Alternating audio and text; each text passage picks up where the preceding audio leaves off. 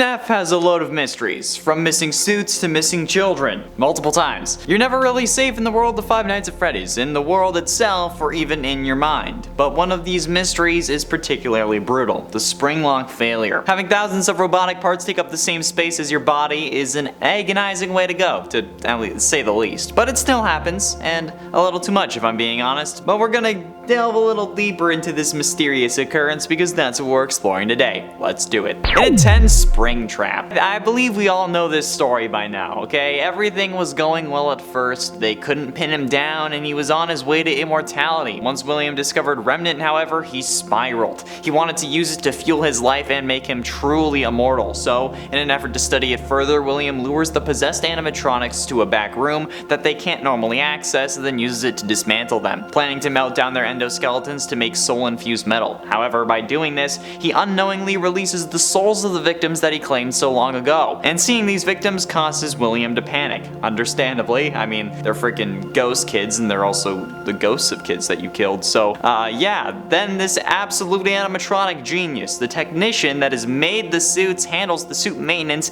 and explained to every employee the proper procedure for putting these Springlock suits on, climbs into the Spring Bonnie suit that he actually uses to kill, and then climbs inside in such a panic that he actually didn't notice the moisture in the room, the leaking ceiling, and, you know, literally everything else, probably also his sweat, which caused the Springlocks that were active in this moment, since it was in suit mode, to fail. And I feel like that moment is one of the most confusing mysteries. Why did he do that? He knows better. If he can avoid the cops for that long, why did he think that this was all just gonna be fine? Dude. Into 9 Cassidy. Cassidy is the most mysterious victim in the missing children's incident. Okay, her name was hidden for years, only being revealed in the survival logbook and then confirmed in the FNAF movie script Scott talked about in a post on Reddit. That script though was ultimately scrapped. And honestly, we don't really know much about her. We don't know how she died, and there are plenty of theories that claim to have evidence of her being a Springlock victim. Maybe William knew that would be an easier way than just, I don't know, a knife. I mean, after all, she does possess Golden Freddy, and some figure that he could be a Springlock suit that had the guts removed, hence the slumped over nature in his FNAF 1 and 2 forms. However, if this was the case, and Cassidy's body was in that suit, wouldn't they have found it when they were gutting the animatronic? But maybe, then again, William was the one who gutted it, considering how he was the suit technician. For a suit technician though, he did miss a fatal flaw with the animatronics he literally designed, since he got in the suit when it was wet like we just talked about. But either way, Cassidy being a Springlock victim could be true, but it's still a mystery, at least until Scott acknowledges the idea. Until then, it's just a theory, so don't go around saying that it's fact. It's a mystery. We don't know. And at 8, Kelsey. Kelsey is in essence the main antagonist of the Fazbear Frights story The New Kid from the 3rd Fazbear Frights book 135 AM. Kelsey had just moved to town and ends up becoming friends with the main protagonist, Devin. Devin ends up getting jealous of how much everyone loves Kelsey though, so he hatches a plan with his other friend to trap Kelsey in a Springlock suit for a few hours. However, when they unleash their plan, the Springlock suit fails and kills Kelsey. I mean, if you're going to trap him in a Springlock suit, I mean, isn't that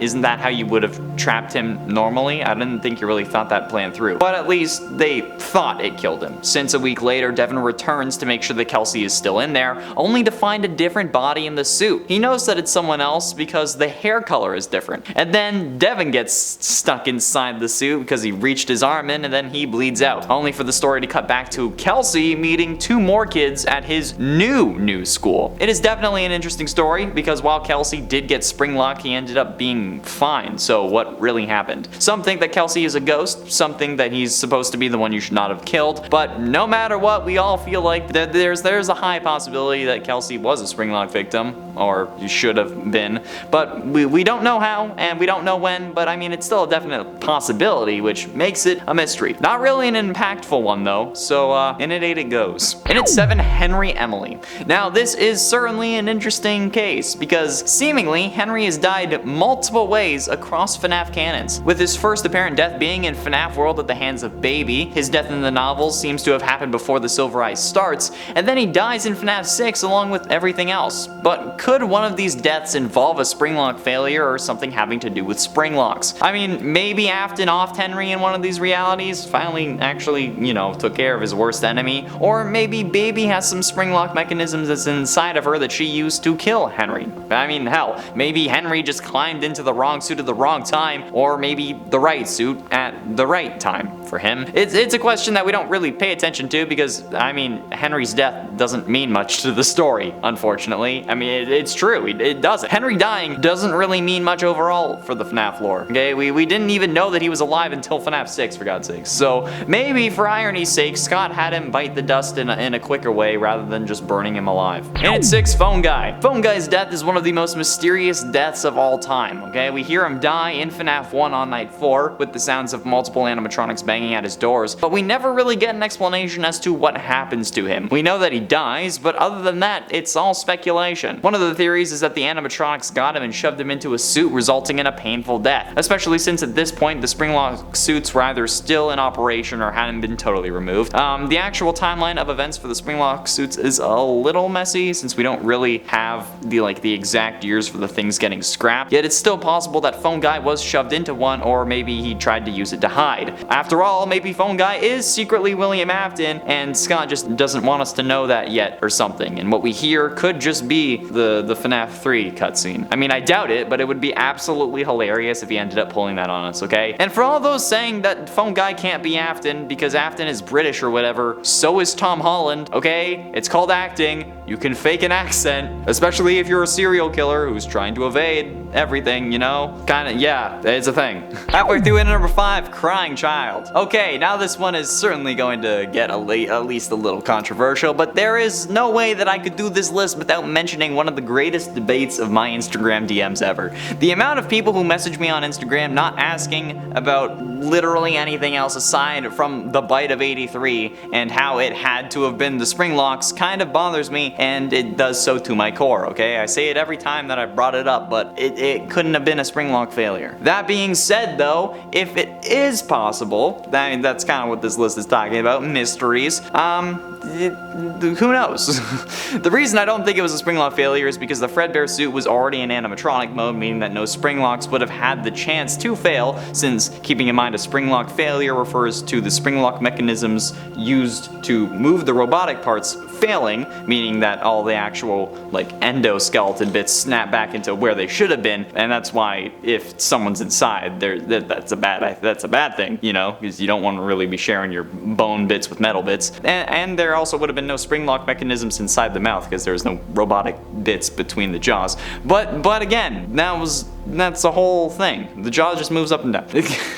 But still, it's a possibility since logic and physics doesn't really seem to apply to the FNAF world, which is made evident by those goddamn doors from FNAF 1. Even if they're supposed to be electromagnets, they would only open with power, I'm just saying, okay? Maybe Scott intended it to be a Springlock failure, but he just showed it in literally the worst way possible. I don't know. In at 4, the bite of 87. The bite of 87 is such an infamous incident that I can already hear people groaning in the comments. However, what if the victim of the bite of 87, whoever that was, is actually a victim of a Springlock failure? It could make sense since the animatronics had no real harmful tendencies before this, so a Springlock failure is a reasonable assumption as to why someone got a frontal lobe removed. And a Springlock failure would definitely provide enough power to do that since, you know, the Springlocks themselves would snap with a ferocious velocity and would probably circumvent the whole needing more power to actually crush a skull thing. And if it was Jeremy, it would explain why the animatronics ended up getting suspended, because now one of their own employees was bit and then they had to promote him and then fork over some extra cash to make sure that he didn't sue.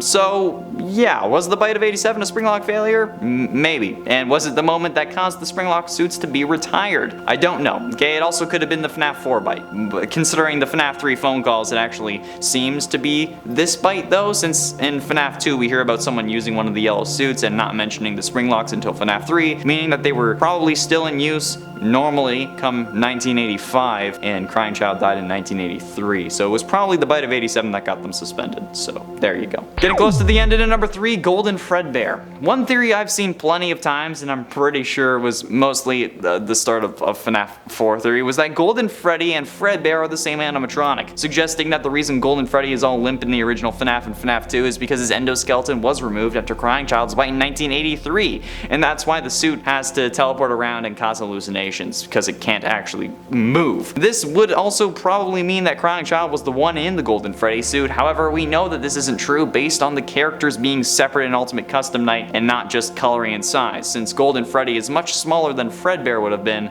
since, you know, Fredbear would have to accommodate a human and Golden Freddy wouldn't, since he would just be an animatronic and not a Springlock suit. But honestly, at this point, the actual design doesn't really seem to matter, since Springtrap went to Scrap Trap and then to Burn Trap, so honestly, it's all up in the air. However, I have yet to see proper substantial evidence of this being the case, and I don't think that they would have removed the endoskeleton before that. But ultimately, in at number 2, Shadow Animatronics. One of the oldest theories is that the Shadow Animatronics are the first Springlock victims, and this comes to us after the FNAF 3 phone guide dialogue that mentioned multiple and simultaneous Springlock failures, which some interpreted as multiple Springlock suits failing at once, since the term Springlock in this situation is being used to describe the suit as a whole and not the actual individual mechanisms that make up the suit. So, the line of multiple and simultaneous Springlock failures could mean multiple of the Springlocks inside the suit failing at the same time, or just multiple suits failing. This led some to theorize that previous employees were killed in the Springlock suit, which is where the Shadow Animatronics come from. This is supported by the fact that these are both shadows of Freddy and Bonnie, the two animatronics that have Springlock versions. I mean, there are some holes in this theory, because, you know, one of them looks like Toy Bonnie, and Toy Bonnie's not a Springlock suit, but there is potential that this is the case, because again, designs, consistency doesn't really seem to matter anymore. And finally, in at number 1, Double Trouble. Could William have suffered a Springlock failure before getting trapped in the Springlock Bonnie suit that we see in FNAF 3? It is possible, okay, and it certainly appears like this could be the case in the FNAF novels. Well, it is the case in the FNAF novels, but because of that, it could be the case in the games. Since William in the books is described to have scars that are consistent with a Springlock failure before actually becoming Springtrap in the books.